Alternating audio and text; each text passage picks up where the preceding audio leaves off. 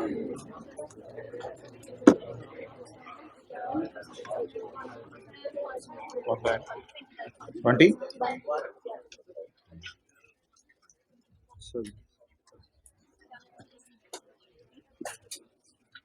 सभी ऑनलाइन में एक भाई पूछ रहे थे कि रूटीन आपने कैसे बनानी है। तो भाई ये तो अपने आप को आपको फोर्सफुली बिठाना पड़ेगा और मोबाइल जमा करा दिया करें घर जाते ही वालिदैन को।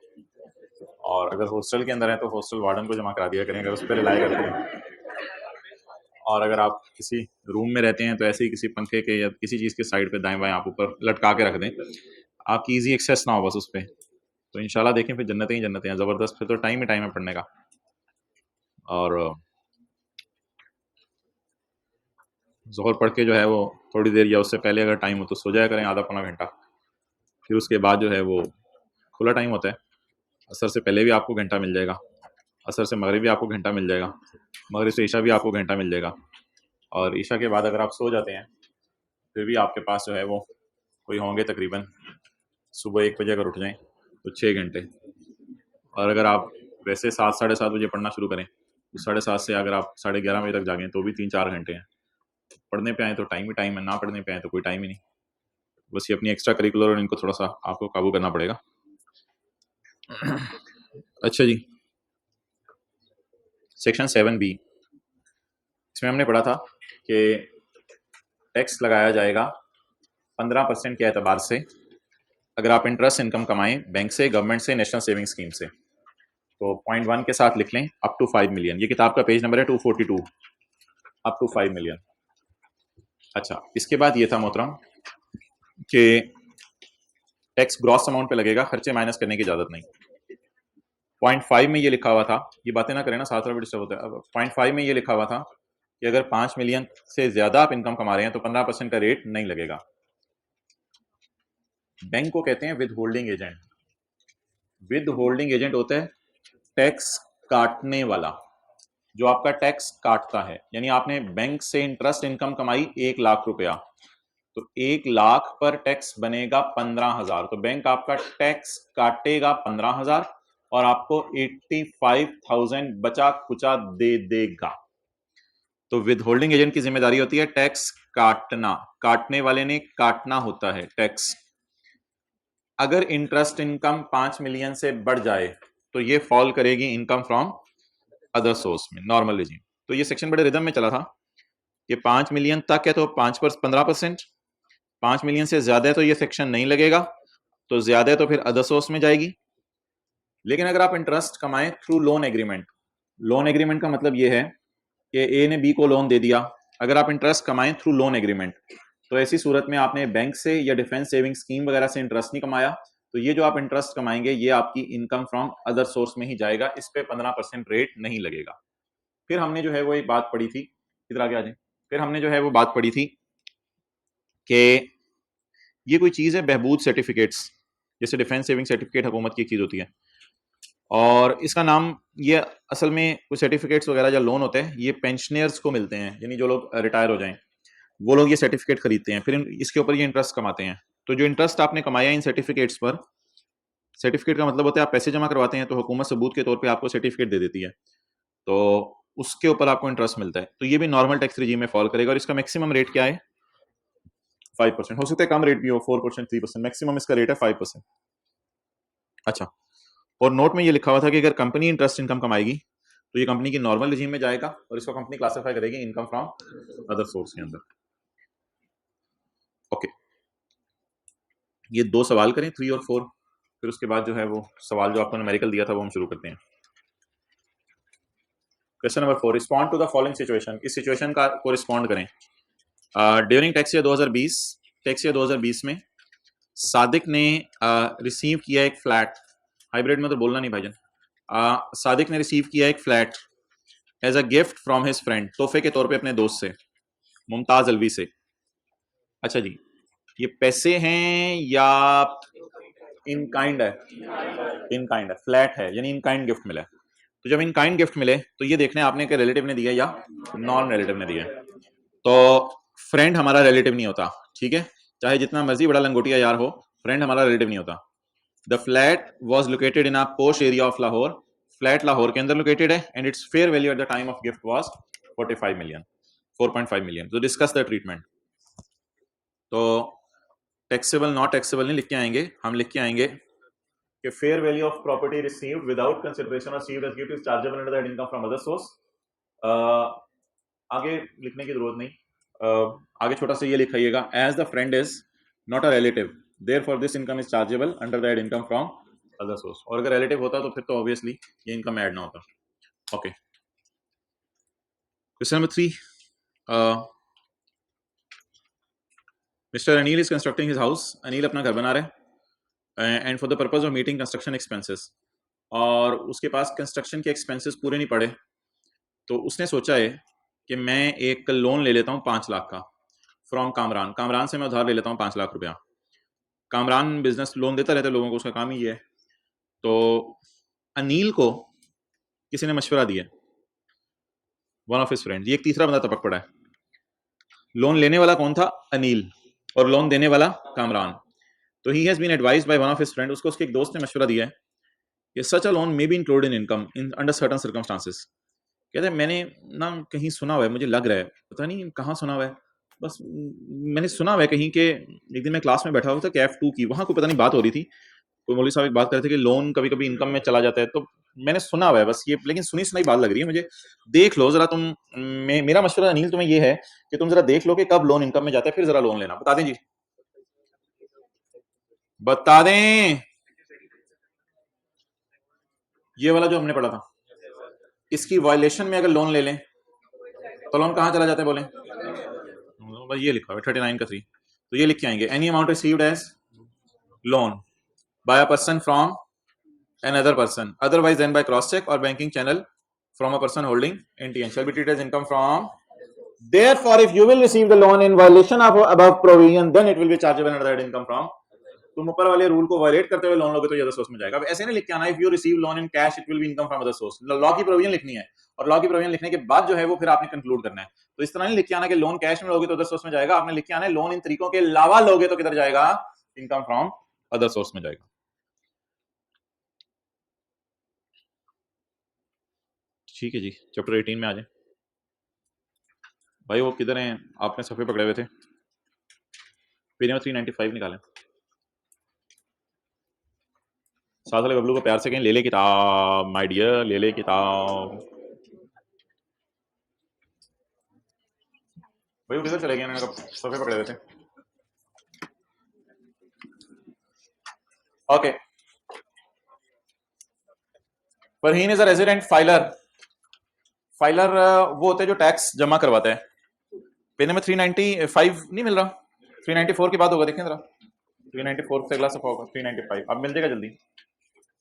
अच्छा जी, ये कहाँ पीछे जाना पड़ेगा? 3 सफे आगे पीछे हुए में, पेज 394 5 सॉल्यूशन ना खोलें। Farheen is resident filer and has provided you the following information pertaining to tax year 2020।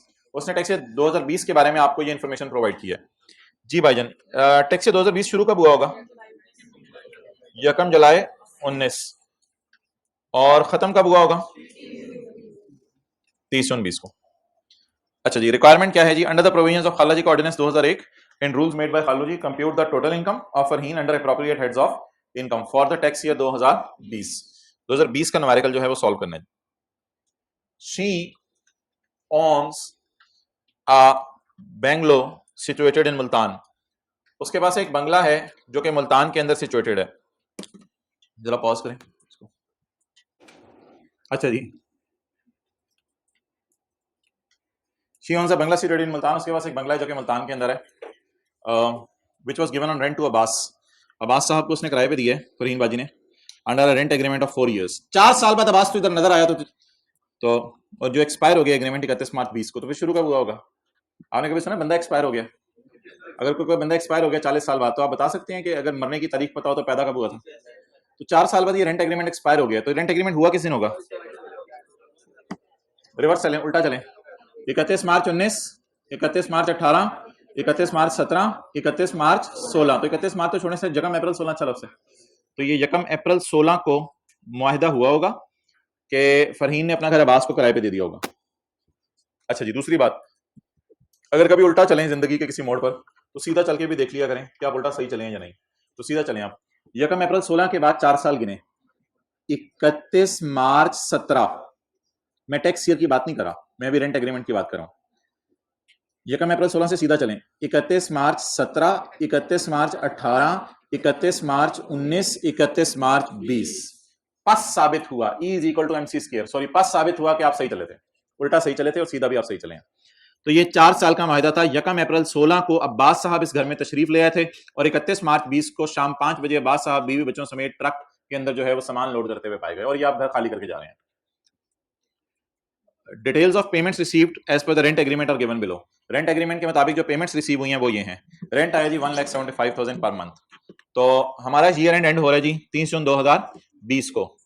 तो 31 मार्च 20 तक पुराना किराएदार रहा। पुराने किराएदार का नाम अब्बास। तो let's start working one.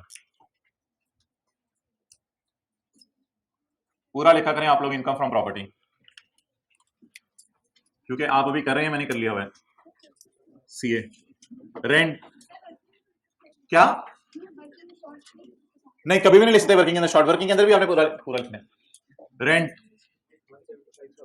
From Abbas जी, किराया बोले 1,75,000, 175,000 बोला करें। 75 को कुछ लोग नहीं समझते, 75 85 के अंदर ही घूमते रहते हैं वो।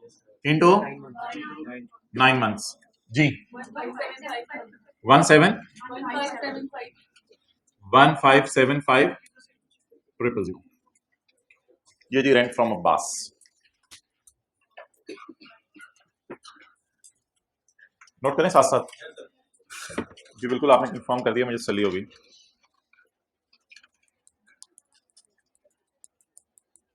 जल्दी करें, आगे चलें।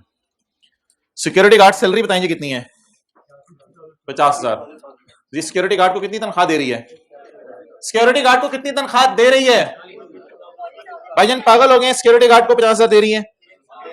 ये थोड़ी सी लाइन भाई इधर देख लें, वो इधर देख लें, ये थोड़ी सी लाइन असल में कंफ्यूजिंग सी थी। देखने में लग रहा था कि ये सिक्योरिटी गार्ड को 50,000 दे रही है, लेकिन ऐसा नहीं है। ये डिटेल्स ऑफ रिसीट है, ये सारी डिटेल्स हैं रिसीट की। ये सिक्योरिटी गार्ड की तनख्वाह नहीं है। ये 50,000 पे वो हैं जो फरहीन अब्बास से सिक्योरिटी गार्ड मुहैया करने के बदले ले रही है। ये 50,000 वो हैं। इट इज पाया, इट इज नॉट खोया। दिखने में सिक्योरिटी गार्ड सैलरी पेड लिखा होता तो और बात थी, वो पेड टाइप की चीज लग रही होती, लेकिन अभी ये फरहीन के लिए इनफ्लो है। Details of receipts are given below. ये रिसीट्स की डिटेल है, यानी इसने किससे कितने पैसे लिए। इसने अब्बास को सिक्योरिटी गार्ड मुहैया करने के बदले इतने पैसे लिए। इसने अब्बास को कहा अब्बास परेशान ना हो, घर मेरे, सिक्योरिटी भी मेरी तरफ से जी। अच्छा वर्किंग टू, इसके नीचे जो है वो 8-10 लाइनें छोड़ दें, 12। Working two, income from other source, rent received for providing security जी 50,000 ज़रब जितने महीने रहेगा उतने महीने सिक्योरिटी देगी ना, बाद में तो हमारी जिम्मेदारी नहीं, जब मर्जी जाए जो मर्जी इससे लड़े हमें क्या। 4,50,000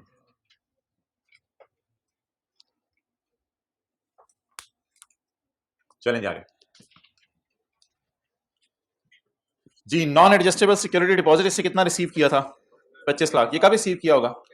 यकम अप्रैल 16 को। ये कब रिसीव किया होगा? 25 लाख यकम अप्रैल 16 को। और वापस कब कर देना है?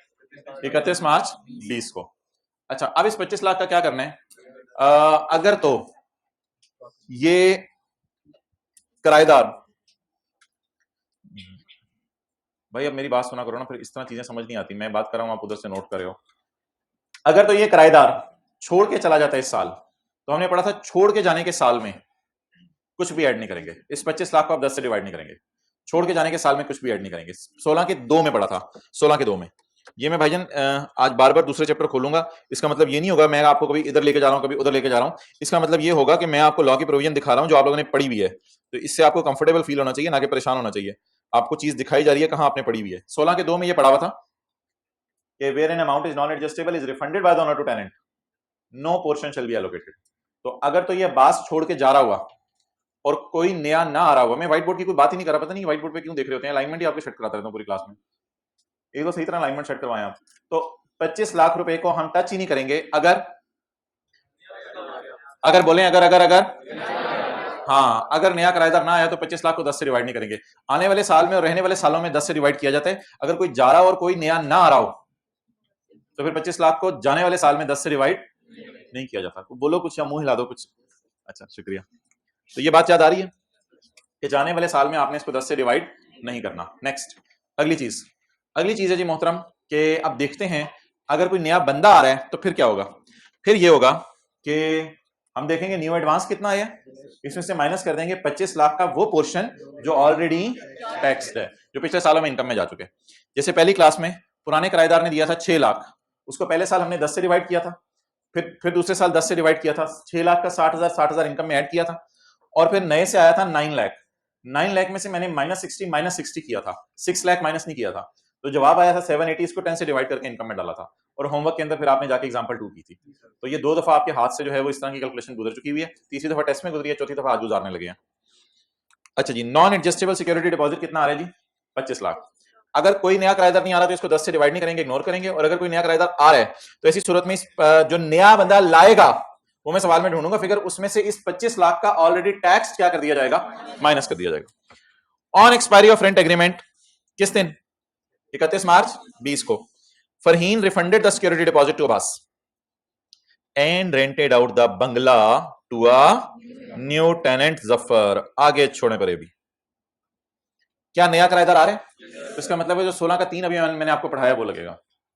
तो अब आप मुझे बताएं, नॉन एडजस्टेबल, इधर ना मैं लाइन छोड़ रहा हूं रेंट फ्रॉम जफर लिखने के लिए, नहीं भी तो जगह छोड़ेंगे नीचे लिख लेंगे तो भी खैर है, मैं फिलहाल नॉन एडजस्टेबल अमाउंट की बात करने लगा हूं।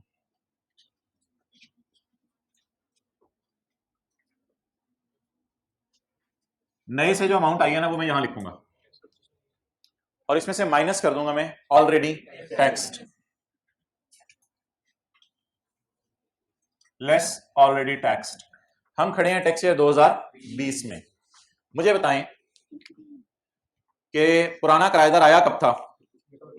यकम अप्रैल 16 को। इस 25 लाख को कर लें पहले नोट पे, मैं इधर देख, हो गया, इधर देखिए, इस 25 लाख को हम कितने सालों में इनकम में लेके गए? 30/16 वाले साल में इनकम में लेके गए होंगे, यस। 30/17 में इनकम में लेके गए होंगे, यस।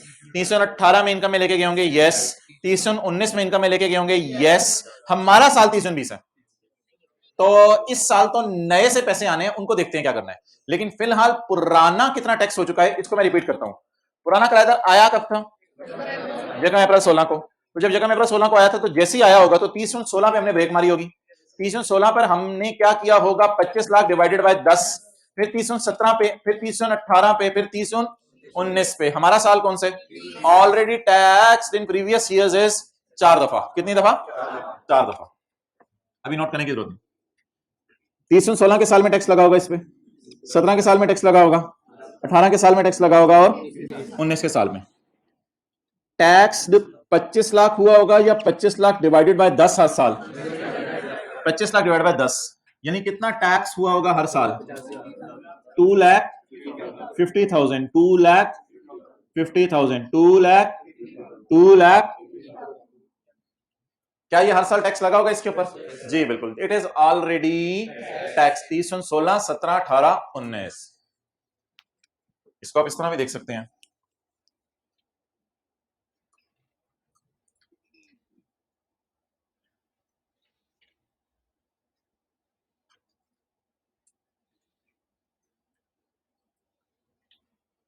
तीस 16, 17, 18, 19, 20, 20 हमारा साल है। घर किराए पे कब दिया है? यकम अप्रैल 16 को। और 4 साल कब पूरे हुए? यकम अप्रैल 20 को या 31 मार्च 20 को। तो 2.5 लाख 30/16 में इनकम ऐड हुआ होगा, 30/17 में, 30/18 में, और 30। तो ऑलरेडी टैक्स कितनी दफा हो चुका है? 30/16 को, 30/17 को, 30/18 को, और 30/19 को। तो ये साल आपने गिना करने हैं कितने सालों में ये इनकम में जा चुका है। इसका सादा सा तरीका ये है कि आप खड़े किधर हैं? आप खड़े हैं इधर, तो देख लें कितने 30 जून आए हैं, 1, 2, 3, 4, तो 4 दफा ये इनकम में गया। अच्छा, इतने लंबे छोटे चक्कर में पढ़ने की जरूरत नहीं कि 2016 में इतना इनकम में गया, 17 में इतना इनकम में गया, 18 में इतना इनकम में गया, 19 में इतना इनकम में गया, 2.5 लाख 2.5 लाख 2.5 लाख 2.5 लाख 10 लाख, इतने लंबे चक्करों में पढ़ने की जरूरत नहीं। जब आप एसेट बेचते थे तो उसकी कम्युलेटिव डेप्रिसिएशन निकालते थे, तो उसके लिए एक आसान तरीका अवेलेबल था। वो ये था कि आप 25 लाख को पकड़ें और 25 लाख को 10 से डिवाइड करें। जब आप 10 से डिवाइड करेंगे तो आपको पता चल जाएगा एक साल कितना इनकम में गया, वो 2.5 लाख है। अब गया कितने साल, 30/16, 30/17, 30/18 और 30/19, इसको डायरेक्ट मल्टीप्लाई कर दें 4 से, और ये 4 साल कौन से हैं, 16, 17, 18, 19। तो this we will do in paper, this is a shortcut.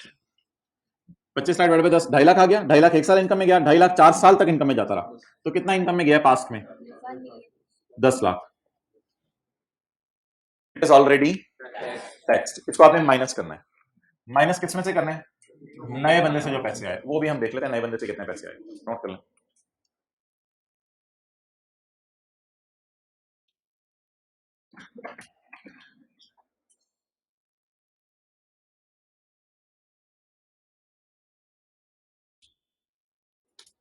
Okay,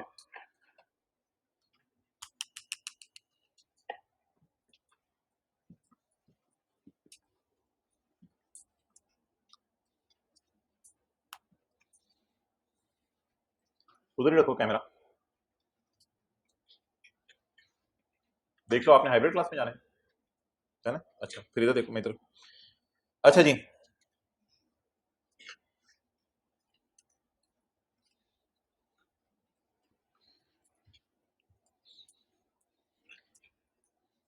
and rented out the bungalow to a new tenant Zafar on the same terms and conditions। इसको किन टर्म्स पे कर दिया, सेम टर्म्स एंड कंडीशंस पे। Same terms and conditions का क्या मतलब है। अच्छा, मुझे ये बताएं कि अब्बास के लिए महीने का किराया क्या था, 1,75,000। अब्बास के लिए सिक्योरिटी गार्ड्स के मद में कितने ले रहे थे, अब्बास से नॉन एडजस्टेबल कितना लिया। तो ये जो नया किराएदार आया है जिसका नाम हमने जफर रखा है, तो ये जो जफर है इससे कितना किराया आया, 175। इससे सिक्योरिटी गार्ड के कितने पैसे आए होंगे, इस जफर से आपने नॉन एडजस्टेबल अमाउंट कितना लिया, 25 लाख रुपए। On the same same same same same same, ये वो नहीं जो घरों में आ जाती है सेम, वो दूसरी होती है। ये सेम का मतलब है बराबर। चलें जी, अब यही तीनों अमाउंट्स पकड़ें और इन्हीं तीनों अमाउंट्स को पकड़ के किसका सवाल सॉल्व करें, जफर का, यानी कि फरहीन का सवाल सॉल्व करें। उसमें जफर का जो किराएदार है उससे जो किराया है उसको डालना शुरू करें। जी भाईजान, जफर साहब आप कब तशरीफ लाए हैं। On expiry of rent agreement Farheen refunded the security and rented out the bungalow to Zafar. तो ये कम एवरेज से जफर आ गया। जफर तेरा किराया, जफर ने कहा वही जो बास का था। अच्छा चल ठीक है, 1,75,000। रेंट बता दें जफर से कितना आया, रेंट फ्रॉम जफर 1 लाख, जरा 3 महीने कितना आ रहा है आजकल, 5,25,000। ये जफर से किराया आ गया। सबर सबर सबर सबर सबर। अच्छा जफर, तू सिक्योरिटी गार्ड की मद में कितने देगा, सेम सेम जितने वो दे रहा था बस, ठीक है। तो 50,000 रुपया जफर से भी लिया जा रहा है क्योंकि जफर को सिक्योरिटी गार्ड की सहूलत मुयसर की जा रही है। जफर अभी बबलू है, उसको डर लगता है। Rent received for providing security 50,000 जरा 3 मंथ्स। और इधर आप जफर का नाम और उसका नाम अलग अलग लिख सकते हैं दोनों में। कितना, 1.5 लाख। सबर सबर। जफर तुम सिक्योरिटी डिपॉजिट दो नॉन एडजस्टेबल अमाउंट, कहते हैं मैं सेम दूंगा, सेम सेम 25 लाख ही दूंगा मैं भी, ठीक है। पुराने को कितना वापस किया, पिछली क्लास में पुराने को 10 लाख वापस किया। If I would have wearing shoes I would have उतार it and I would have मार it and I am wearing luckily, so I am उतारेंगे। पुराने को कितना वापस करेंगे, पूरा 25 लाख। उसमें से 10 लाख इनकम में जा चुके ना, ये 25 लाख 10 लाख नहीं वापस करेंगे पुराने को। पुराने को कितना वापस करेंगे, 25 लाख। और पुराने से और नए से लेंगे कितना, 25 लाख। अच्छा इधर क्या करना होता है, नए से कितना लिया, सेम सेम, नए से कितना लिया, सेम। और पुराने को कितना वापस किया नहीं, पुराने का ऑलरेडी टैक्स कितना है, 10 लाख। अब ये जो जवाब आएगा, इस जवाब को आपने टोटे करने हैं, इसको 10 से डिवाइड करना है। तो मैं याद हो कि ना याद हो, 9 लाख 6 लाख वाली एग्जांपल घर जाके जब नहीं करेंगे तो फिर तो कहां याद रहेगा। इसको भी आप 10 से डिवाइड करना है। जवाब बता दें, 1,50,000। ये पकड़ो, ये पकड़ो, सेम रेंट सेम है दोनों का, security guard same, non adjustable amount दोनों की सेम। नोट कर लें यहां तक जी। ये 1500,000 है, इसको आप 10 से डिवाइड करें तो 150,000।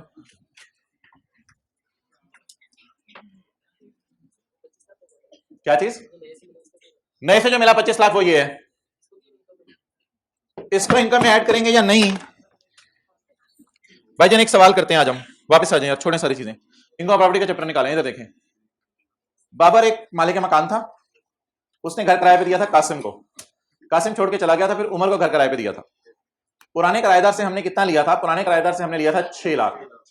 उस 6 लाख को 10 से डिवाइड किया, 60,000 आया। उस 6 लाख को 10 से डिवाइड किया, 60,000 आया। नए से हमने कहा पुत्र पैसे दे, पुत्र ने पैसे दे दिया 9 लाख रुपया। नए से जो पैसे आए, नए से जो पैसे आए 9 लाख, वो हमने लिखे नए से आए, नए से आए 9 लाख। उसमें से पुराना 6 लाख माइनस किया था या पुराना का ऑलरेडी टैक्स? तो न्यू से जो पैसे आए, न्यू से जो पैसे, उसमें से पुराने का ऑलरेडी बकाया को 10 पे डिवाइड कर दिया। तो न्यू से जो पैसे आए वो सेम है। सेम का मतलब ये नहीं कि एसएम में लिखना है, न्यू से जो पैसे आए वो सेम है। तो ये नया लाया 25 लाख और पुराने का ऑलरेडी इनकम में कितना जा चुका है? 10 लाख। 2019 में 2.5 लाख, 2018 में 2.5 लाख, 2017 में, 2016 में 2.5 लाख। तो 2.5 10 लाख पुराने का इनकम में जा चुका है। जिस तरह 6 लाख का 60 इनकम में जा चुका था। 9 लाख में से हमने 1,20,000 माइनस किया था। सिमिलरली हम 25 लाख में से 10 लाख माइनस कर रहे हैं जी। और कुछ?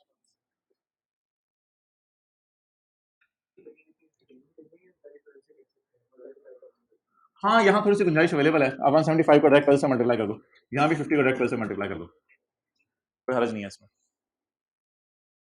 साथ सोची क्या पे सके टंटे वो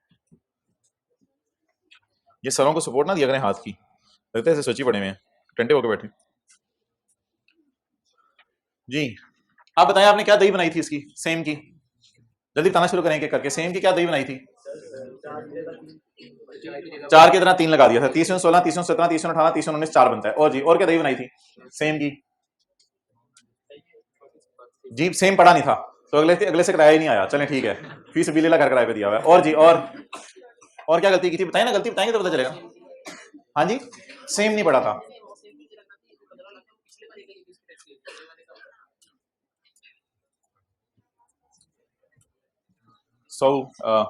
अच्छा, अब ये आई कैप तो सिर्फ अंग्रेजी की मार मारता है, बाकी कॉन्सेप्ट तो मैंने कोई नया नहीं दिया अभी तक। शुक्र है सुबह से कोई ऐसी मैंने बात नहीं की, मैंने आपसे पहली दफा की हो। ये सब पहले हो चुका है जिक्र। चलें जी आगे। फरहीन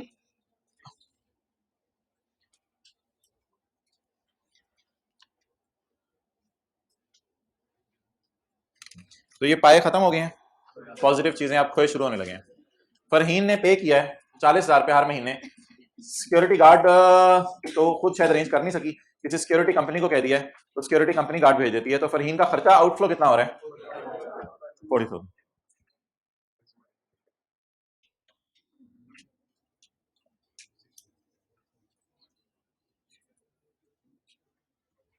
अच्छा जी, तो 6 लाख रुपया तो ये हमारा इनफ्लो हो गया किसका? इनकम फ्रॉम अदर सोर्स का। इसमें से माइनस कर दें डिडक्शन जी। क्या माइनस करना है? 40,000 एक्सपेंस ऑफ सिक्योरिटी गार्ड।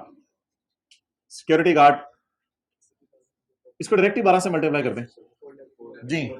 4,80,000 जी। कोई लफ्ज बोले, कोई लफ्ज बोले, कोई लफ्ज बोले, बोले बोले जल्दी बोले, कोई लफ्ज बोले, कोई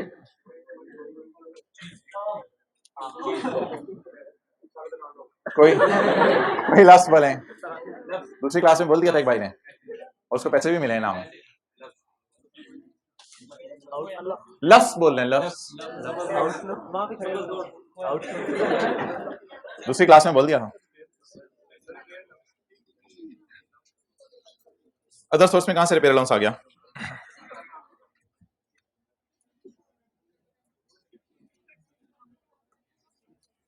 अच्छा, मैं परेशान हो रहा था कि नोट एक है, बंदे दो चार बोल देंगे, तो शुक्र है वो भी नहीं हुआ कुछ।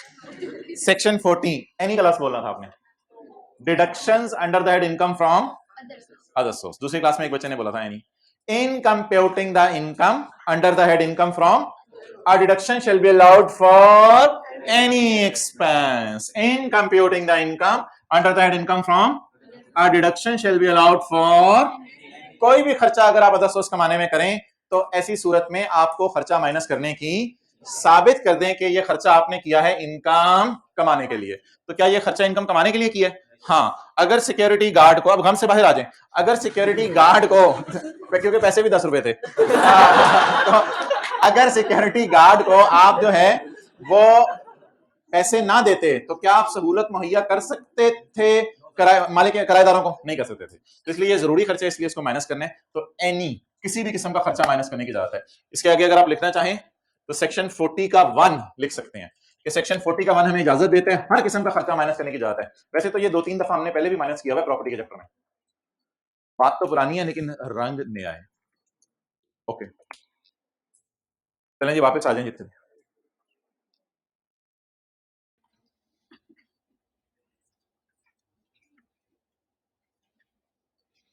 जी बाजी। और कुछ कहती हूँ शुरू ही है गल। अच्छा, मुल्तान का कराची चलें जी। कहती है मेरा एक ना प्लॉट है कराची में। अच्छा ठीक है जी, हुण उत्थे की कीता तुसी? ऑन यकम मार्च 2020, साल खत्म होने से 4 महीने पहले। कहती है मैंने सोचा, ये सोच पता नहीं कहां चली जाती है बंदे की, मैंने सोचा कि महरीन बाजी जो हमारे महल्ले में रहती है ना, उनको मैं ये बेच दूं। तो कराची का प्लॉट बेचने की नियत की है इसने। रिपेयर लोन्स निकालना है, वो निकाल लेते हैं, अभी जरा आगे चलने चीजें। She owns a residential plot in Karachi. On Jaka March, she decided to sell the plot to Mehreen Baji for 22 lakh. इसने मेहरीन बाजी को कहा कि बाजी मैं आपको ये 22 लाख का प्लॉट लगा देती हूँ। बाजी ने कहा कमाल होगी, 1,76,000 मेरे पर्स में पड़े हुए हैं, वो भी रखो तुम, बाकी इंशाल्लाह मैं जो है शोहर से जाके मशवरा करती हूँ, बाकी पैसे इंशाल्लाह हम अरेंज करते हैं, वो भी मैं आपको दे दूंगी कुछ दिनों के अंदर। Full stop. 1 जून को मेहरीन रोती हुई आ गई, सॉरी बाजी फरहीन, अल्लाह आपके भाग लगाए, आपको 1,76,000 की खुशखबरी हो, ये 1,76,000 मुफ्त में आपके पास है। अब ये पैसे जब्त कर लिए जाते हैं ऑन रिफ्यूजल ऑफ मेहरीन बाजी टू परचेज द। मेहरीन ने इनकार कर दिया है, मैं जान दे दूंगी, ये प्लॉट नहीं खरीदूंगी। तो फरीन ने कहा जान ना दे, ये 1,76,000 मुझे दे दे बस। तो वो तो ऑलरेडी इसके पास पड़े में है। तो 1,76,000 जो है that will be income from, किधर गया वो जो आपके साथ बैठा हुआ था करली बालों वाला, पेट में दर्द हो रही है, कितनी देर पहले निकला है? मैंने मुंह उधर किया जब निकला है, मैंने मेरा मुंह उधर था पहले। अच्छा, तो इतना मगन था मैं समझाने में। अच्छा, तो अब आप मुझे बता दें कि 1,76,000 जो है वो ये क्या है?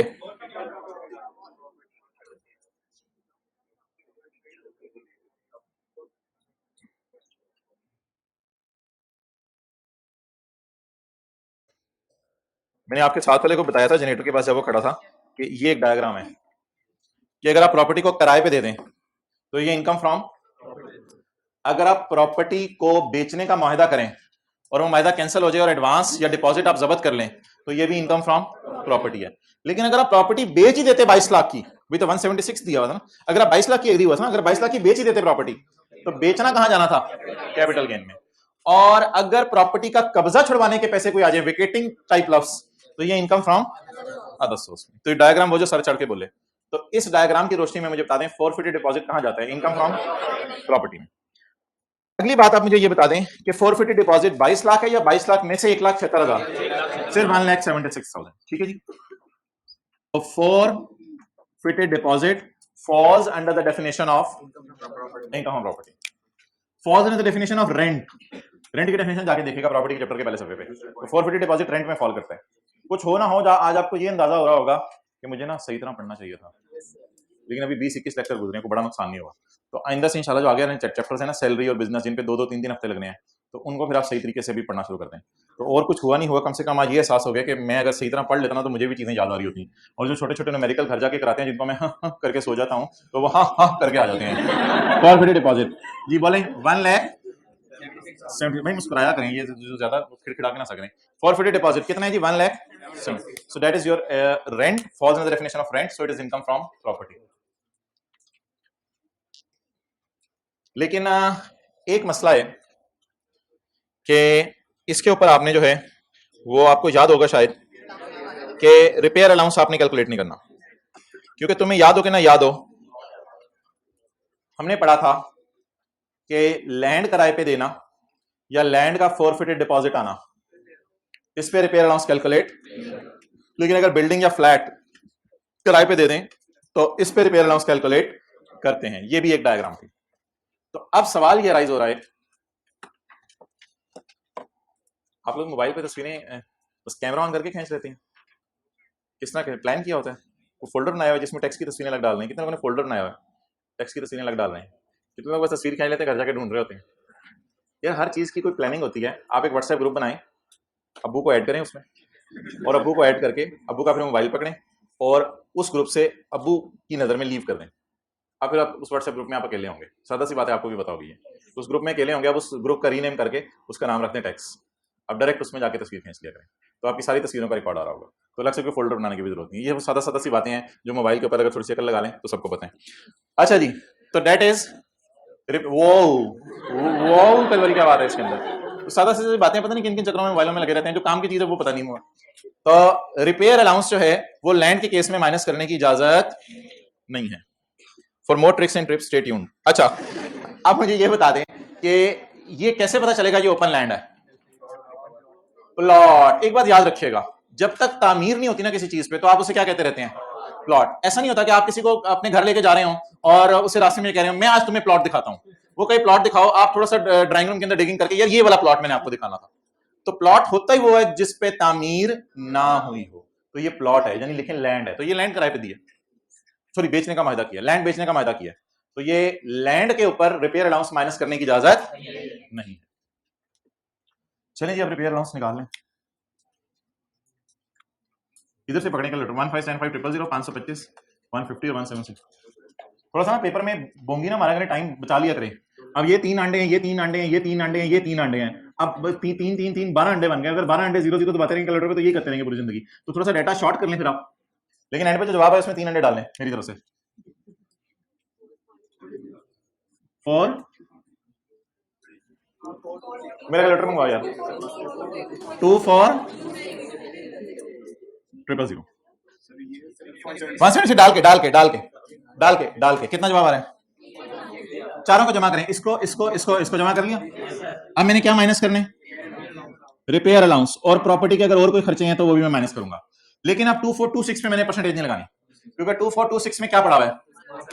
इस पे मैंने रिपेयर अलाउंस कैलकुलेट, क्योंकि ये बिल्डिंग के हैं और ये प्लॉट का है। अब दो तरीके हैं आपके पास। तरीका नंबर 1, 2426 माइनस 1,76,000 इंटू 1/5। और अगर ये तरीका आपको थोड़ा सा अजीब सा लगे तो फिर 1575 जमा 525 जमा 150, लंबा काम कर लें, into 1/5। So it's up to you. अब एक और तरीका भी ये नहीं, पहले रिपेयर अलाउंस निकालना फॉर्मेट में नहीं है, एक और तरीका ये कि जहां सब टोटल दे दें, इन तीनों का ना यहां सब टोटल दे दें, वो भी एक्सेप्टेबल है। 1575 जमा 525 जमा 150 डिवाइडेड बाय 5, बस डिवाइड बाय 5 अगर अच्छा नहीं लग रहा तो इंटू 1/5 ये लें, कौन शो पूरे 4 लाख। ये क्या माइनस हो गया? Repair allowance.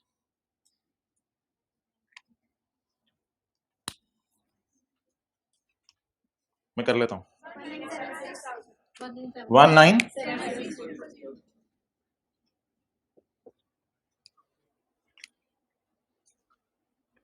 यहां तक आपके टेस्ट में आया था और इससे आगे के एडजस्टमेंट्स नहीं है।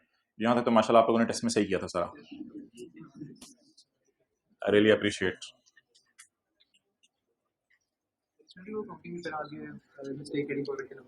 करते, बिल्कुल नहीं करते। अगर आपकी ये इनकम किसी वजह से गलत आ गई और फेस पे आप गलत ले गए हैं और उसकी वजह से टैक्स भी आपका गलत निकल आया तो आपके मार्क्स नहीं कटेंगे। जहां जो गलती हुई है बस उसी के मार्क्स कटेंगे, आगे गलती कैरी फॉरवर्ड नहीं होती।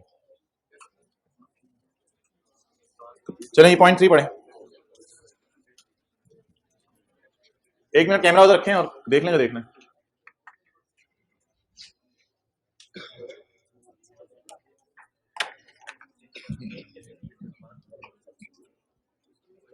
ले आओ इधर जी बाजी। और क्या आपने इस साल गुल खिलाए हैं?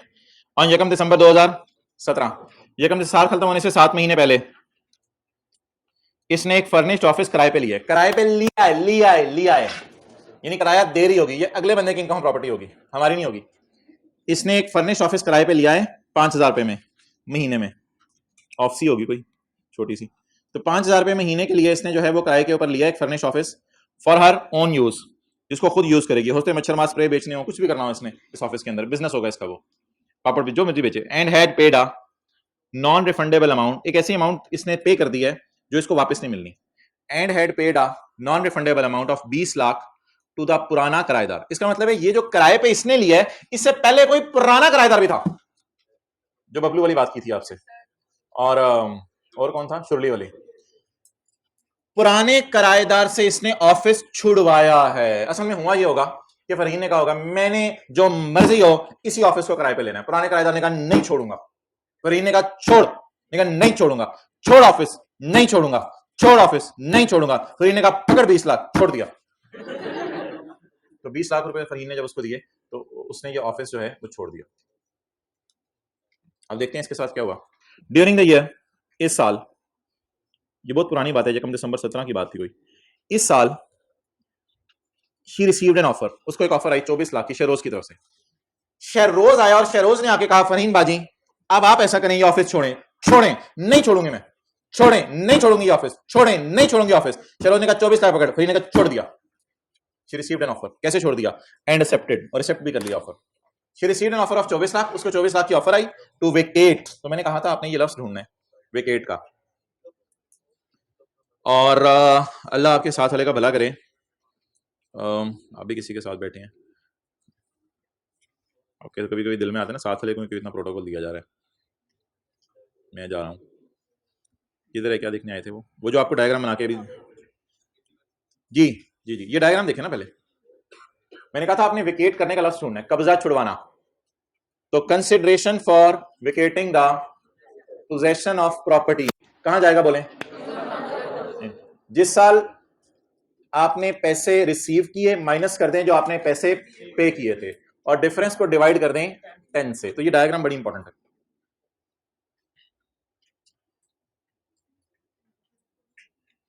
ये बात वैसे हमने आपको शायद याद हो, विकेट का लफ्ज मैंने कहा था पेपर में आएगा, विकेट का लफ्ज, ओ जबरदस्त। और इसमें मैंने ये कहा था कि आपने रिसीव वाली अमाउंट ढूंढनी है और पेड वाली अमाउंट ढूंढनी है, और उन दोनों का डिफरेंस ले लेना है। तो any amount received by person is consideration for vacating the possession of building, ये वाला कॉन्सेप्ट था जी। अब सारे डेटे में से मुझे बता दें कि पेड कितने और रिसीव्ड कितने, 24 लाख और 20 लाख का डिफरेंस लें और इसको 10 से क्या कर दें, डिवाइड कर दें। अच्छा, ये जो 5,000 है ना रेंट में, ये जो 5,000 है ना, ये ना किराया है जो इस ऑफिस का दे रही है। ये कितना अरसा दिया होगा, जितना अरसा ये इस ऑफिस में रही होगी, और कई सालों से ये ऑफिस में रह रही है, पता नहीं 2017 से इस ऑफिस में रह रही है। ये 5,000 का क्या करना है, ये 5,000 मेरे भाई इसका ऑफिस है, ऑफिस में होते हैं बिजनेस, तो ये इनकम फ्रॉम बिजनेस में डिडक्शन के तौर पे माइनस करने की इजाजत है। ये इनकम फ्रॉम बिजनेस में डिडक्शन के तौर पर माइनस करने की इजाजत है। तो जब इनकम फ्रॉम बिजनेस आप कैलकुलेट करेंगे तो वहां खर्चे के तौर पे ये अमाउंट माइनस करेंगे, लेकिन लिखे इनकम फ्रॉम बिजनेस का उसने डाटा हमें नहीं दिया, इनकम फ्रॉम बिजनेस का डाटा हमें नहीं दिया, इसलिए ये मोबाइल अब मैं लास्ट टाइम कह रहा हूं, मैंने जमा कर लेना कल से, 4-5 दिन से मैं मना कर रहा हूं, फिर भी कोई फर्क नहीं पड़ा जी। इनकम फ्रॉम बिजनेस का डाटा दिया, सवाल में नहीं दिया, तो जब इनकम फ्रॉम बिजनेस का डाटा सवाल में नहीं दिया तो ऐसी सूरत में क्या करना है बताएं जल्दी, इग्नोर कर दें इस 5,000 को। और अगर इनकम फ्रॉम बिजनेस की सेल दी होती, इस ऑफिस में बताया होता ये क्या कर रही है, तो फिर उस सेल में से इस खर्चे को क्या कर देते, माइनस कर देते, लेकिन इनकम फ्रॉम बिजनेस का डाटा दिया ही नहीं हुआ।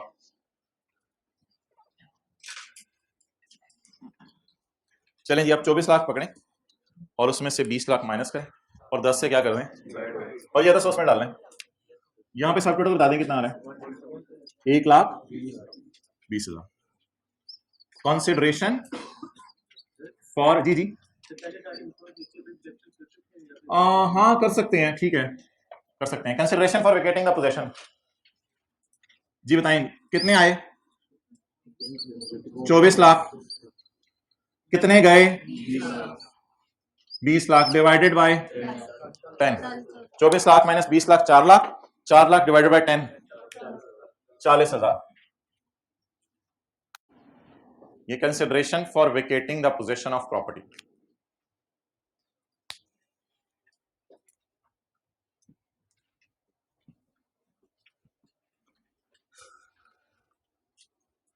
पॉइंट नंबर 4, ऑन यकम अक्टूबर 2019 इन्ना लिल्लाहि व इन्ना इलैहि राजिऊन, उसके अब्बू फोत हो गए और उसको इनहेरिटेंस में एक फैक्ट्री मिली जिसमें प्लांट एंड मशीनरी लगी हुई थी। एंड पहले किराए पे तो देने थे उसे, तो भाईजान पहले किराए पे तो देने थे, फिर अदर सोर्स में जाएगी। एंड लेट इट आउट, और ये फैक्ट्री को बाहर ले गई यूरोप में। And let it out, letting out होता है किराए पे देना। एंड लेट इट आउट, और इसने किराए पे दे दी। अब मैं कहीं और होता हूँ, आप लोग उधर देख रहे होते हैं, मुझे नहीं समझ आ रही थी क्या करना क्या लोगों के साथ। मैं इधर हूँ, उधर नोट करने का टाइम दिया, लोगों ने नोट भी कर लिया, वो भी उधर देखी जा रही है। ऑन यकम October 2019 she inherited a factory with plant and machinery from her अब्बू and let it out on यकम December 2019 at a monthly rental of 5 lakh. तो बिल्डिंग का प्लांट एंड मशीनरी के साथ किराए पे देना किस हेड में जाता है? Income from other source. तो rent received from factory,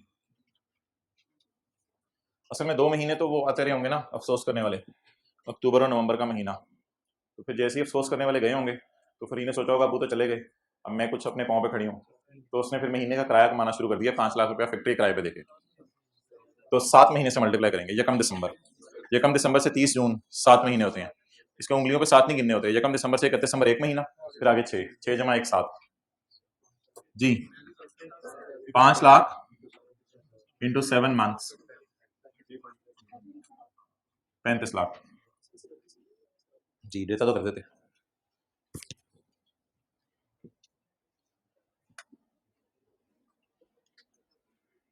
on 15 नवंबर भी तरह देख रहे हैं, इधर देखना। ऑन 15 नवंबर, अलाइनमेंट सेट कराते हुए पूरी क्लास हो जाती है। ऑन 15 नवंबर 2019, ठीक है, ये भी हमारे साल में गिरता है, battery is low, okay. On 15 November 2019 को she received income tax refund, उसे टैक्स वापस मिला। व्हाइट बोर्ड की तरफ आप देख रहे थे, alignment. On 15 November 2019 she received income tax refund. और ऑनलाइन में जिस तरह जूम मीटिंग में घरों में पीछे से आवाजें आ रही होती है ना, कभी कोई बोल रहा होता है, कभी कोई बोल रहा होता है, तो पता चला कितनी कंसंट्रेशन से पढ़ रहे हैं। कुछ लोग तो पढ़ रहे हैं कंसंट्रेशन से, कुछ लोग जैसे ही माइक ऑन करें पूरे घर की आवाजें आने लग जाती हैं। On 15 November 2019 she received income tax refund, उसे इनकम टैक्स रिफंड आया है ऑफ रुपीज। छत पे जाके पढ़ लिया करें, आप तो वैसी सर्दियां आ रही हैं तो कोई परेशानी वाली बात नहीं, बस ऐसी जगह जाके पढ़ा करें जहां शोर ना हो रहा हो। On 15 November 2019 she received income tax refund of 1,80,000 related to tax year 2017। This amount include 30,000 being additional payment on delayed refund.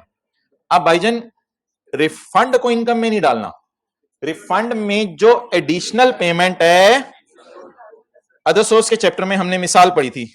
आप मिसाल पता नहीं घर जाके हाँ हाँ कर देते हैं, तो फिर मिसाल जाके हाँ हाँ करती है आपके साथ।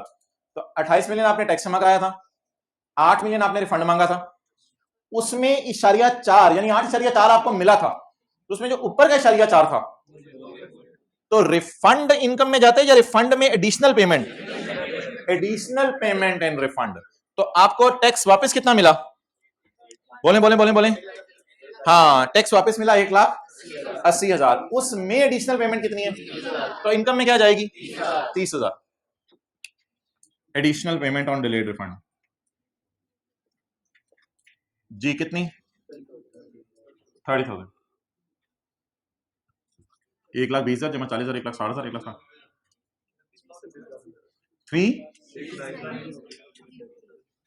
3,690,000। न्यूमेरिकल का मुंह बना लें।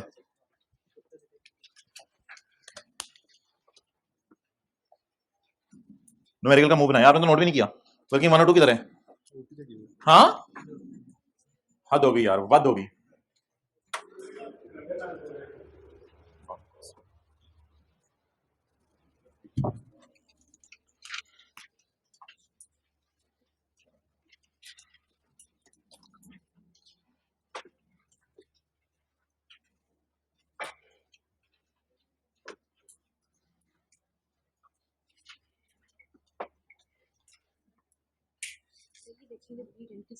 देती है पेटेंट की सिक्योरिटी के लिए 40,000, उसको हमने 12 मंथ से क्यों मल्टीप्लाई किया 3 से क्यों किया? इसलिए तो हमने कराया था, तो भी सिक्योरिटी गार्ड की सर्विस दी हुई थी। वो तो लिए थी ना 50,000, वो तो हमने कर लिया था, ठीक है ना।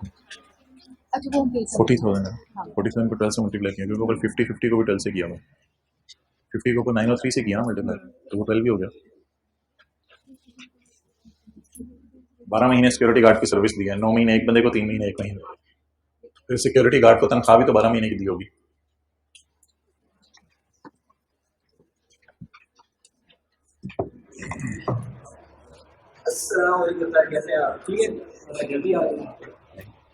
शेयर करने हैं।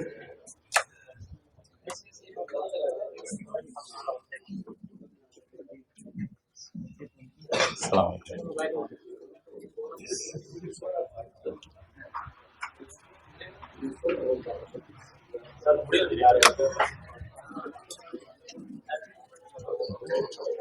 ओके,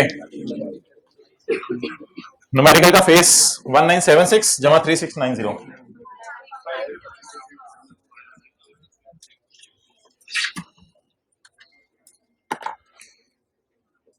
क्या लिखते हैं मिस्टर की जगह मिस लिखते हैं, पता नहीं, देख लीजिएगा क्या लिखते हैं।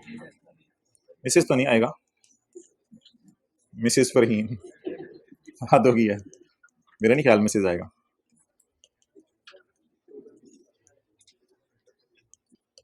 इनकम फ्रॉम प्रॉपर्टी और इनकम फ्रॉम, हाँ जी, 1936 ट्रिपल सी। मेरे पास टाइम नहीं था, ना अंडे अंडे आपने 3 दफा लगाने तो लगा लें इधर इधर। हमारे पास भी टाइम नहीं है। चलें ठीक है, तो जहां कोई रुपीज इन थाउजेंड में आप करें तो लग से आप बता सकते हैं कि मैंने रुपीज इन थाउजेंड में किया जी। टैक्स कितने लोगों ने निकाल लिया, हाथ खड़ा करें। मांगा ही नहीं था,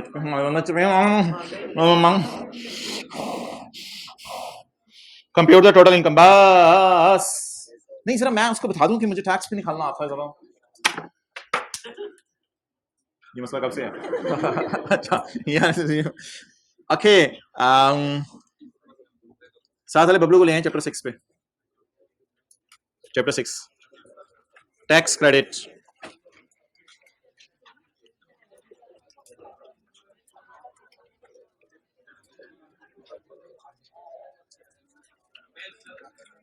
पेज नंबर 68। भाई जनाब जुल्म कर रहे हैं साथ वाले को किताब दिखा के, उसको आदत पड़ जाएगी वो किताब नहीं लेगा, अगले 4 दिन इसने लेनी। प्लीज खुदा के लिए उसको किताब ना दिखाएं प्लीज। नो, वो इधर देखे गुजारा करे। अब आप एक दो दिन आपने किताब दिखाई, उसने पक्का हो जाना है, रोजाना तस्वीर खींच रहे हो, आपको भी डिस्टर्ब करेगा। थोड़ा सा इस तरह जरा टफ टाइम देना पड़ता है साथ वाले को, उसकी भलाई के लिए। ये टैक्स क्रेडिट, टैक्स क्रेडिट का मतलब है टैक्स क्या होगा, माफ होगा। टैक्स क्या होगा, माफ होगा। टैक्स माफ होगा। एक बंदे को टैक्स माफ हो जाएगा 1 साल, कल इसका न्यूमेरिकल करेंगे। फॉर पैसे पेड, अगर वो पैसे दे। इस चैप्टर को ना साथ साथ करना है बाकी चैप्टरों की तरह। अच्छा, a person shall be entitled to a tax credit, एक बंदे को टैक्स माफ होगा अगर वो पैसे दे दे। कुछ लोग पैसे नहीं देते, इन काइंड डोनेशन दे देते हैं। कुछ लोग पैसे दे देते हैं, कुछ अपना मोटरसाइकिल डोनेट कर देते हैं, कुछ जो है वो घर के अंदर से कोई और चीज पकड़ के डोनेट कर देते हैं, कोई फ्रिज डोनेट कर दिया, कुछ डोनेट कर दिया। तो डोनेशन पैसों की फॉर्म में भी दी जा सकती है और डोनेशन प्रॉपर्टी की इन काइंड भी दी जा सकती है। डोनेशन क्या होती है, वॉलंटरी कंट्रीब्यूशन क्यों कहते हैं डोनेशन को, क्योंकि जबरदस्ती नहीं है। वॉलंटरी मींस खुशी से, अपनी खुशी से बंदा कंट्रीब्यूट करता है पैसे। सब्सक्रिप्शन का लफ्ज तो आमतौर पे वैसे डोनेशन के लिए यूज नहीं होता। सब्सक्रिप्शन आपने सुनी होगी, मैगजीन की सब्सक्रिप्शन करा लिया, अखबार की सब्सक्रिप्शन करा लिया, हमारे घर हर महीने आ जाती है। तो इसी तरह कुछ डोनर इतने अमीर होते हैं कि वो नॉन प्रॉफिट इदारों को कहते हैं कि आप लोग हर महीने हमारे घर से कुछ पैसे आके ले जाया करो। तो ये होती है सब्सक्रिप्शन एक टाइप की, हर महीने आप कुछ पैसे डोनेट कर देते हैं। डोनेशन किस किस को दे सकते हैं भाईजान, ये ABCD, ये हमारे सारे ना डोनी हैं। डोनी, डोनी कौन होता है, जिसको हम डोनेट कर रहे हैं पैसे, और डोनर कौन होता है, जो डोनेशन दे रहा है। तो ये डोनी देखें कौन कौन से होते हैं। डोनी नंबर 1, किसी बोर्ड ऑफ एजुकेशन या यूनिवर्सिटी को दे दें डोनेशन, लेकिन वो बनाई हो फेडरल गवर्नमेंट ने या प्रोविंशियल गवर्नमेंट। ये जो प्राइवेट यूनिवर्सिटियां बनी हुई हैं ये नहीं, ये फेडरल गवर्नमेंट ने बनाई हो या प्रोविंशियल गवर्नमेंट। किसी तालीमी इदारे को डोनेशन दे दें, किसी अस्पताल को डोनेशन दे दें, या किसी रिलीफ फंड को, जैसे earthquake relief fund, flood relief fund बने होते हैं, लेकिन या फेडरल गवर्नमेंट ने बनाए हो या प्रोविंशियल गवर्नमेंट ने या। तो बता दें डोनेशन किन को देनी है, जो इदारे कौन चला रहा हो। ऊपर लिखा हुआ है फेडरल या प्रोविंशियल गवर्नमेंट चला रही हो, और नीचे क्या लिखा हुआ है, फेडरल, प्रोविंशियल या लोकल गवर्नमेंट चला रही हो। या किसी भी नॉन प्रॉफिट इदारे को डोनेशन दे दें, एनी नॉन प्रॉफिट ऑर्गेनाइजेशन जिसका मकसद प्रॉफिट कमाना ना हो। और any persons eligible for tax credit under section 100C, या उन लोगों को डोनेशन दे दें जो सेक्शन 100C में है। हमारा सेक्शन कौन सा है वैसे, 61। 100C वाला को डोनेशन दे दें, या आप किसी एंटिटी को, किसी ऑर्गेनाइजेशन को, किसी फंड को डोनेशन दे दें जो कहां लिखा हो 13th शेड्यूल। तो ये दो चीजें अजीब सी हैं, इनके ऊपर डिस्कशन शुरू करते हैं। सेक्शन 100C और 13th शेड्यूल। ये क्या चीजें हैं, इन लोगों को आप डोनेशन दे सकते हैं। तो चलें जी बिस्मिल्लाह पढ़ते हैं। एफबीआर की वेबसाइट पे हम जाएंगे, जाके वहां से डाउनलोड करेंगे इनकम टैक्स ऑर्डिनेंस 2001। ये आ जाएगा government of Pakistan, federal board of revenue, income tax. ये जो ऑर्डिनेंस है आपने वैसे घर जाके डाउनलोड नहीं करना, आपके मोबाइल में पहली डेटा जगह नहीं है। Income tax ordinance 2001 amended up to 30 June 2021 चलें जो भी है। इसमें कुछ सेक्शन तो वैसे हमने पढ़ लिए हैं, ये सेक्शन 5 हमने पढ़ लिया हुआ टैक्स ऑन डिविडेंड्स। ये सेक्शंस आ रहे हैं, सेक्शन सारे सेक्शन वैसे हमारे सिलेबस में नहीं है। एक सेक्शन आपने इधर भी पढ़ा होगा 15A reductions under the head income from property वगैरह। और ये अभी देखिए हमने सेक्शन 39 और 40 पढ़े हैं कल, 39 और 40 अदर सोर्स वाले पढ़े हैं। ये आपकी किताब में नहीं है सफा, ये तो मैंने इनकम टैक्स ऑर्डिनेंस खोला हुआ है एफबीआर की वेबसाइट से। और चलते चलते चलते चलते ये सेक्शन 61 है जो हम चैरिटी वाला पढ़े हैं आज, चैरिटेबल डोनेशन। जब ये सारा इनकम टैक्स खत्म हो जाता है ना, इनकम टैक्स के अंदर जो सेक्शन है ना, एक गुजरा था सेक्शन 100C अभी, जिसका हमने भी नाम लिया था 100C लिया था, 100C है ना, 100C tax credit for certain persons, 100C का भी हमने जिक्र किया था। जब ये सेक्शंस खत्म हो जाते हैं ना, सेक्शन मौके नहीं रहे, ये तो इंडेक्स अभी सेक्शन के अंदर क्या होगा। अच्छा ये सेक्शन है जी हमारे लॉ में टोटल 242। जब ये सेक्शन खत्म हो जाते हैं तो शेड्यूल शुरू हो जाते हैं, बूथा ऊपर रखें, शेड्यूल शुरू हो जाते हैं। शेड्यूल में पहला शेड्यूल है फर्स्ट शेड्यूल, ये जो चैप्टर 4 में हमने पढ़ा था, इसमें हमें टैक्स रेट्स दिए हुए थे, रेट्स ऑफ टैक्स दिए हुए थे। इन शेड्यूल्स में अगर आप आगे चलते रहें तो आपको मिलेगा एक schedule that is 13th schedule. ये जी the 10th schedule, 11th schedule, 12th schedule and 13th schedule. ये थोड़ा सा नजर आ रहा होगा तो 13th शेड्यूल। इसका पेज नंबर जो है वो देख लेते हैं हम कौन सा है। इसका पेज नंबर 711 है, 711। ये पेज नंबर 711 पे, ये तो 11th शेड्यूल है, पेज नंबर 711। ये है जी 11th शेड्यूल, ये आ रहा है, बस बैठे जी, आपकी चाय आ रही है। The 13th schedule, 13th schedule में कुछ इदारों के नाम दिए हुए हैं और इसमें सेक्शन 61 का लफ्ज़ भी लिखा हुआ है बरकत के तौर पे, जो हम पढ़े हैं सेक्शन 61। 13th शेड्यूल में इदारों के नाम दिए हुए हैं, जैसे अल शिफा ट्रस्ट, शायद आपने नाम सुना हो, या नेशनल मैनेजमेंट फाउंडेशन तो आपने नाम नहीं सुना होगा, Shaheed Zulfikar Ali Bhutto memorial award society, पता नहीं कुछ इदारों के नाम आ रहे हैं। और चलते चलते चलते चलते चलते चलते चलते चलते चलते ये 62 इदारे हैं, 62 इदारे। इन इदारों में से किसी इदारे को अगर आप डोनेशन दे दें, यानी ये डोनी बने और आप डोनर बने, तो आपको इस साल टैक्स क्या हो जाएगा, माफ हो जाएगा। तो इस लिस्ट को याद करने की जरूरत नहीं है, बस हमें एक नाम याद रखना है, 13th शेड्यूल याद रहेगा। नीचे जाते जाते तक 12 तो नहीं हो जाएगा, घर जाते जाते तक 11th शेड्यूल तो नहीं हो जाएगा इसका नाम, 13th शेड्यूल। 13th शेड्यूल में कुछ इदारे हैं उनके नाम लिखे हुए हैं, ये क्या 13th शेड्यूल में कुछ इदारे हैं उनके नाम लिखे हुए हैं, अगर उनका डोनेशन दे तो आपको क्या माफ हो जाएगा। अच्छा एक और सेक्शन लिखा हुआ था, सेक्शन 100C, कंट्रोल होम करके हम वापस आ गए हैं, कंट्रोल F का बटन दबा दिया है और 100C हमने लिखा है। 100C जब हमने लिखा तो 100C पे वो आया tax credit for charitable organisations. 100C के अंदर भी कुछ इदारों के नाम लिखे हुए हैं, सेक्शन 100C में भी कुछ इदारों के नाम लिखे हुए हैं, पता नहीं रिलीजियस और चैरिटेबल ऑर्गेनाइजेशन, इंटरनेशनल नॉर्म, ये कुछ इदारों के नाम लिखे हुए हैं। तो 100C और 13th शेड्यूल, इनके लिखे हुए इदारे जो हैं ये हमने याद नहीं करने, हमें तो बस ये पता होना चाहिए कि ये कोई चीजें हैं जिनमें कुछ इदारों के नाम लिखे हुए हैं। हम सैर करके वापस आ गए हैं। तो इन इदारों को अगर आप डोनेशन दे दें तो आपको टैक्स क्या हो जाएगा, माफ हो जाएगा। टैक्स माफ कैसे होगा, उसके लिए एक फॉर्मूला है, A/B इंटू C। ये फॉर्मूला कलम न्यूमेरिकल में लगाएंगे और C is lower of, C is, ये भी कल न्यूमेरिकल में लगाएंगे। बस ये आखिरी दो बातें पढ़ लें और खत्म करें। Fair market value of property shall be determined eight the time it is given, मतलब बता दें, अगर आपने कोई प्रॉपर्टी डोनेट की है तो जिस टाइम आपने प्रॉपर्टी डोनेट की है उस दिन की फेयर वैल्यू हम कल कैलकुलेशन में इंशाल्लाह लेंगे।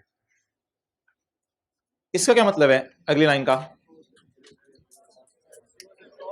अगर आप पैसे डोनेट करना चाहें तो आप जेब से पैसे निकाल के नहीं देंगे, आप क्या देंगे, यार प्लीज फोन बैकअप कर रहे हैं, नहीं तो मैंने क्लास से निकाल देना है, क्या जल्दी है, 15 सेकंड का काम होता है, आपको टेंशन बड़ी होती है। अगर आप पैसे डोनेट करने का सोचें तो पैसे डोनेट करने में आपने पैसे डोनेट नहीं करने, आप लोग सीरियस हो जाते हैं, संजीदा हो जाते हैं, रिलैक्स रहा करें। अच्छा अगर आपने पैसे डोनेट करने का सोचें तो क्या आपने पैसे डोनेट करने हैं या चेक बना के देना है, चेक बना के देना है। अच्छा अगली चीज मुझे ये बताएं कि अगर एनटीएन है तो क्या करेंगे, अगर एनटीएन नहीं है तो क्या करेंगे। ना ना ना ना, वो बातें अदर सोर्स के लिए थी, उनको बाद में, ये तो अदर सोर्स के लिए थी वो बातें, इधर एनटीएन नॉट एनटीएन का चक्कर ही कोई नहीं, बस इधर एनटीएन है नहीं है उससे कोई फर्क नहीं पड़ता, आपने बस क्या बना के देना है। अगर आप क्रॉस चेक बना के दे देंगे तो वो आपका टैक्स क्रेडिट के लिए बेनिफिट मिल जाएगा, यानी आपको वो टैक्स क्रेडिट माइनस करने की इजाजत है। अच्छा मिसाल है अगली, आपने बड़ी गौर से सुननी है और समझनी है। ये प्रिंसिपल साहब शायद आपको भी मिले हों ग्राउंड फ्लोर पर। प्रिंसिपल साहब जो है वो फर्नीचर की दुकान पे गए, अटेंटिव है? प्रिंसिपल साहब फर्नीचर की दुकान पे गए और प्रिंसिपल साहब ने फर्नीचर की, बिल्कुल एक अलग बात होने लगी है जो हम कल पढ़े थे, उसको जरा मैं रिवाइज करा रहा हूँ। प्रिंसिपल साहब फर्नीचर की दुकान पे गए और फर्नीचर की दुकान पर जाकर फर्नीचर वाले को कहा कि भाईजान मुझे फर्नीचर दे दें, हमने फंक्शनल उर्दू की क्लासें शुरू करनी है। तो फर्नीचर वाले ने कहा सर आप ऐसा करें, मुझे 1 लाख रुपया ना एडवांस दे दें। तो प्रिंसिपल साहब ने जेब से 1 लाख रुपया निकाला और जेब से 1 लाख रुपया निकाल के क्या दे दिया? एडवांस दे दिया। प्रिंसिपल साहब ने 1 लाख रुपया जेब से निकाल के एडवांस दे दिया, यानी कैश फॉर्म में दे दिया। थोड़ी देर बाद प्रिंसिपल साहब गेट तक पहुंचे थे कि वो बंदा भागता भागता आया, सर आपसे एक बात करनी है, जरा सोने पे आके, सर मुझे ना थोड़े पैसे चाहिए, उधार चाहिए, जरा बेटी की शादी है, ये बस 2-3 साल में ना बेटी की शादी है, तो मुझे ना कुछ पैसे चाहिए, आप अगर दे देंगे तो आपका भला हो जाएगा। तो प्रिंसिपल साहब ने कहा भाई कितना उधार चाहिए? उसने कहा जी 50,000 रुपया मुझे उधार चाहिए। प्रिंसिपल साहब ने जेब में पैसे डाले, हाथ डाला, हाथ डाल के पैसे निकाल दिए, ये पकड़ो भाई 50,000 रुपया उधार, 50,000 रुपया उधार। अब थोड़ी देर बाद प्रिंसिपल साहब जो है वो इशारे पे पहुंचे थे कि वो मोटरसाइकिल गाता गाता पीछे आ गया, सर अल्लाह आपके भाग लगाए, मैंने कहा आपको दुआएं दे दूं। प्रिंसिपल साहब के दिल में रहम का मादा जागा और प्रिंसिपल साहब ने इस जेब से पैसे निकाले और पैसे निकाल के कहा पुत्र ये पकड़ 20,000 रुपया मेरी तरफ से गिफ्ट, तेरी बेटी की शादी है, 20,000 रुपया मेरी तरफ से गिफ्ट रख ले, ये 10,000 चले, 10,000 कर ले, 10,000 मेरी तरफ से गिफ्ट रख ले। दुकानदार की जेब में कितने पैसे हैं? 1 लाख। 1 लाख किस लिए है? 1 लाख के बदले उसने फर्नीचर बना के देना है। 50,000 किस लिए हैं? वापस करना है, वापस करना है, उधार है। 10,000 उसकी जेब में क्यों है? एंजॉय करे, तोहफा है वो एंजॉय करे, वापस नहीं करने। तो 1 लाख के बदले क्या देने हैं और 50,000 वापस करने हैं और 10,000 एंजॉय करे दुकानदार, उसको तोहफा मिल गया। दुकानदार की इनकम फ्रॉम अदर सोर्स बता दें। 60,000, 60,000। दुकानदार की इनकम फ्रॉम अदर सोर्स बता दें 60,000। क्यों? क्यों?